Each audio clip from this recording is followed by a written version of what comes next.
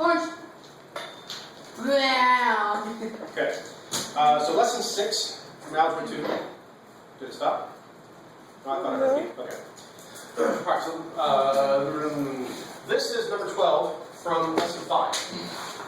Hopefully you all have done this. What do we do first? Or what did you do first? Hopefully.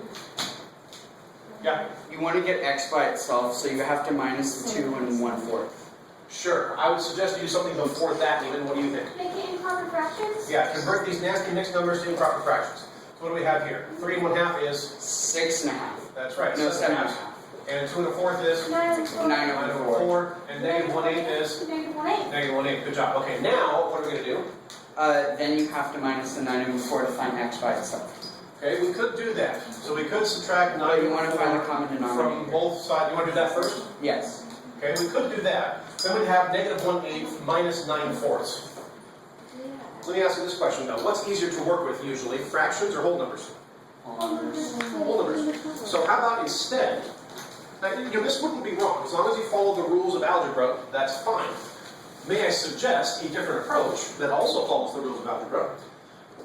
What do we have for denominators here? 4 and 8. 2, 4, and 8.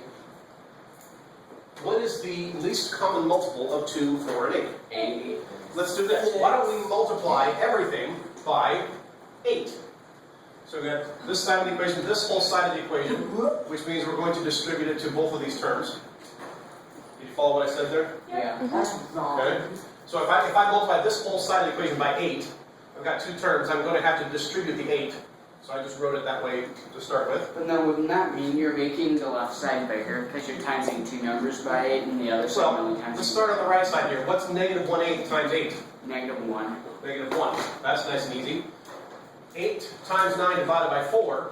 Why don't we just cancel early and 2 times 9?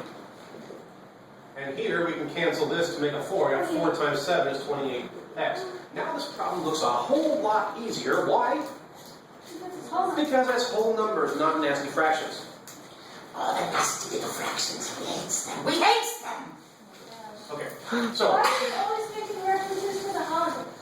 always make it what, second time ever? Yeah?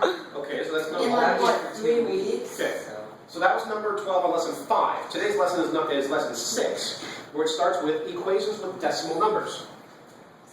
If we have an equation with one too many zeros.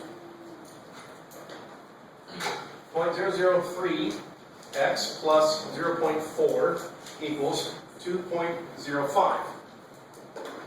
Now, if we go with Ari's view, what I could do, here's my x right here, right? What I could do is subtract 0.4 from both sides. Can I do that? Yeah. Yeah. Sure. Is it very possible that I might get confused and make a mistake and not have the decimal in the right spot over here? Yeah. Yeah. I mean, even with the calculators, sometimes if your finger misses a spot, then you could easily end up with the wrong answer. So let's do this. Make it a whole number. In the previous problem, fractions are ishy. Let's not deal with fractions if we don't have to. Make everything whole numbers. This lesson, decimals are ishy. Let's not deal with decimals if we don't have to. Let's make them whole numbers. What can I multiply everything by to make sure that I get rid of all the decimals? 100. 1,000. Which is it? 1,000. 100 or 1,000? 1,000. 100. No. 100. I think it's How many decimal places do we have here? 2. 1. 2. 3. Okay, so we need a one with 3 zeros to make sure that we eliminate all the decimals. So let's multiply everything by 1,000, which means that we're going to go 1, 2, 3. So over here we've got 2,050. 3 spots, 1, 2, 3. So we need 2 more zeros after that 4. And times 1,000, 1, 2, 3. And we just have a plain old 3x. And now we are dealing with whole numbers only. And life's a lot easier. And you can finish the problem from there. So, that's one aspect of it.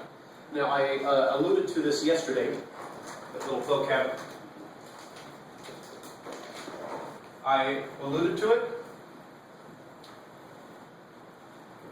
Is it like, want to do it a little bit already?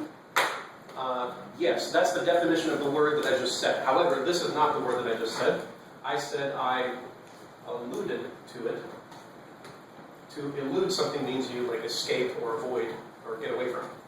So you, Alright, so what I alluded to yesterday is that any fraction you can convert into a decimal, right? yep, What's 3/5? 6, 0.6. Point six. That's 6. Yay. So what was our equation? If we want to do what fraction of 10 is 4? All right, what's the equation or like a formula that we would use for that? I'll give you the hint. It starts with a big F F times W equals this. times of equals is. And I already gave you this information yesterday, but we can do the same thing with a decimal. We could just as easily say what decimal times of equals is, and remember of is kind of like the total. Isn't like, if it's an of, then it's like the word or the number before of. So then like, the fractions will say 3/5 of clowns have red noses or something. There you go. So, we have an example, 6.2. The students found that 0.015 of the teachers, same idea, 0.015 of the teachers were either brave or completely fearless. We'll just say brave. Brave is only 5 letters. Easy, brave. If 300 teachers fell into one of these two categories, so we know that the number of brave teachers was 300. How many teachers total? Notice how I lined things up. So we have our decimal. What decimal? 0.50. That's a 5 times. We don't know how many teachers there are total, but 0.015 of them is 300. That's the number that it comes out. So if we use the So decimal if we place. divide 300 by 15 and have 100, you get the answer. No.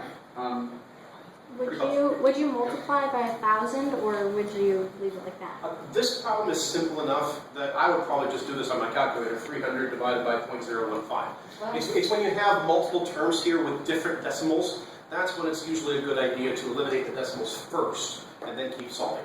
In a case like this, there's only one number with a decimal, and it's just one quick division.